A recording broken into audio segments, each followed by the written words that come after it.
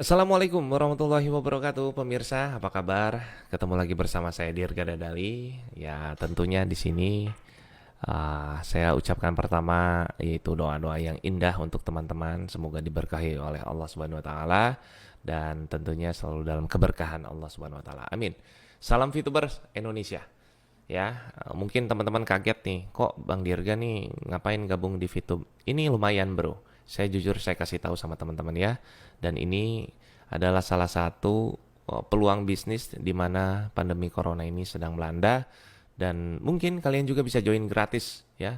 Tapi kalau kalian sudah memulai memahaminya, kalian boleh anggap aplikasi ini sebagai aplikasi investasi yang juga bisa kalian berdagang ya di aplikasi ini tentunya dengan yang disuguhkan oleh VTube ini exchange counter di mana di situ kalian bisa bertransaksi dengan aman dan tentunya dinaungi oleh hukum juga ya.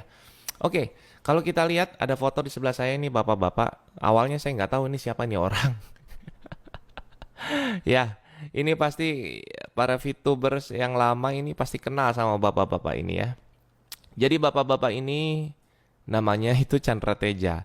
Kalau saya ngelihat dari konten-konten YouTube-nya, dia ini selalu menghina konten ya, menghina konten VTube dan berbagai macam currency digital. Dia sempat hina juga.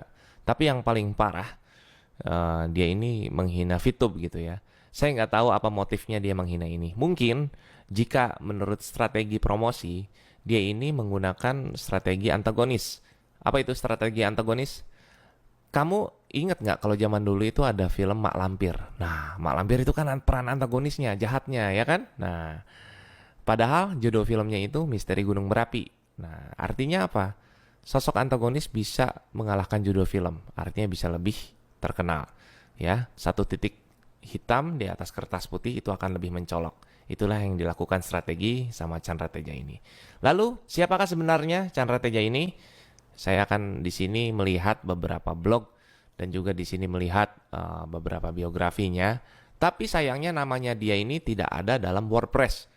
Dalam artian dia bukan siapa-siapa dan dia bukan orang yang sangat terkenal dalam dunia bisnis, dalam dunia karir pun nothing gitu ya.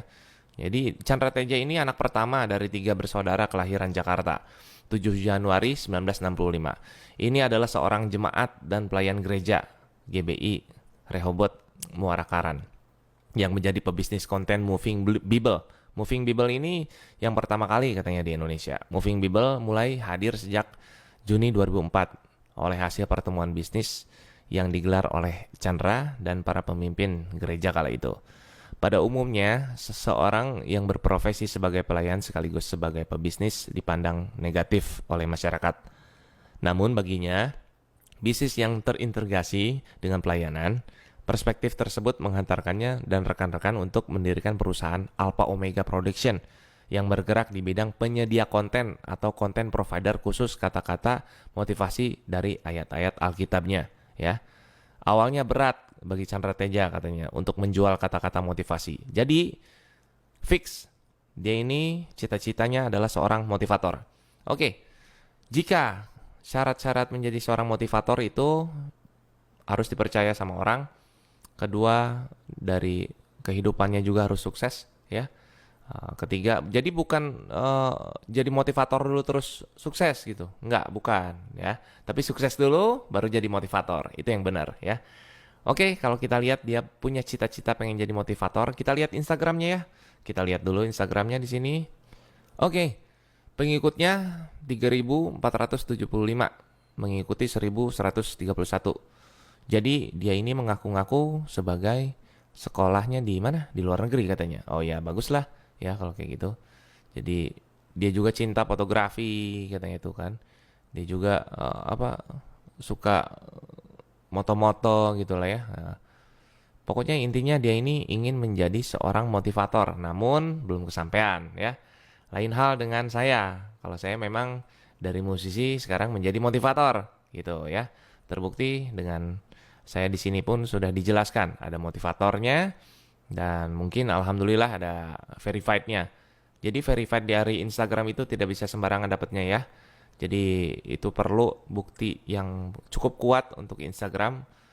Kalau Dirga ini siapa? Nah, kalau saya ini kan insya Allah sekarang motivator juga buat teman-teman yang mungkin ingin mempunyai usaha, ingin mempunyai penghasilan. Nah, saya akan memberikan motivasi kepada semua teman-teman gitu ya, lewat VTube ini insya Allah. Nah, kalau saya jelas memang di sini adalah seorang motivator. Nah, lain dengan yang tadi ya. Nah, di sini mungkin masih dalam proses dia. Dan kalian sadari juga kenapa dia ini lebih memilih menjadi seorang hatersnya VTube ya. Ketika dia menjadi hatersnya seorang VTube ini, dia mendapatkan keuntungan ya. Dia mendapatkan keuntungan dari penonton-penonton VTube sendiri yang mungkin ya hal-hal yang kontroversi tuh dia ungkap, dia blow up sehingga dia ini bisa mencuat ke permukaan gitu. Ya, ingat setitik hitam di atas kertas putih itu akan sangat mencolok. Artinya yang dia lakukan itu seperti itu. Dan kepada semua para VTubers, kalau bisa jangan nonton lagi kontennya. Karena kenapa?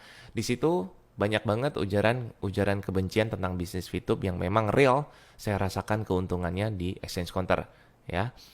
Dan banyak juga beberapa bukti kalau misalkan kita lihat dari Facebooknya Yunita Atmojo ya. Di situ juga banyak kelihatan orang udah kebeli rumah, udah kebeli mobil, udah bisa menjual VIP sekian ratus juta dalam sebulan, dalam 40 hari. Itu kan adalah salah satu bukti. Jika dia terus nyinyir, maka VTubers akan terus membuktikan dengan semua bukti-bukti yang nyata lewat data. Jika memang benar-benar dia ini adalah motivator, dan dia ini benar-benar pebisnis yang handal, kenapa dia main YouTube?